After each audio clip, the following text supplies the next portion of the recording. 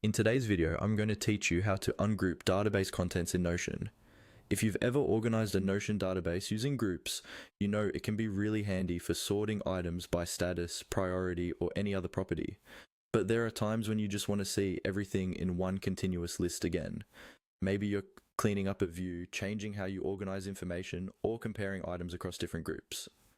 That's exactly what we'll cover in this walkthrough. First, open the Notion page that contains the database you want to adjust. This could be a table, a board, a list, a calendar, or any other database view where you've applied grouping. Make sure you're looking at the specific view that currently has groups enabled. You'll know it's grouped if you see your items clustered under headings like To Do, In Progress, Done, or whatever labels you've set up. Now, move your mouse to the top of the database and look for the group header or the property that's being used to create those groups. In most cases, this is shown near the top of the view, often as a label that indicates which property the database is grouped by. Click on the name of that property. This opens a small menu or panel with options related to how the database is grouped and displayed. Once that menu is open, look for the option that says Ungroup.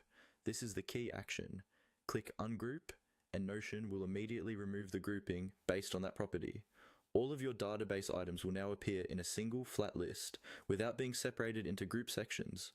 Nothing in your data is deleted or changed when you ungroup. The properties, tags, and values all stay the same. You're only changing how the information is visually organized.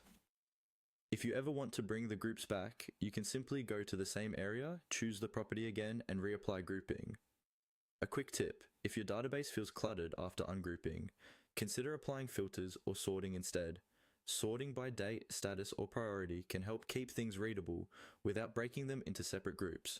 You can also create multiple views in the same database, some grouped and some ungrouped, so you can switch between them depending on what you're working on. And that's all you need to do.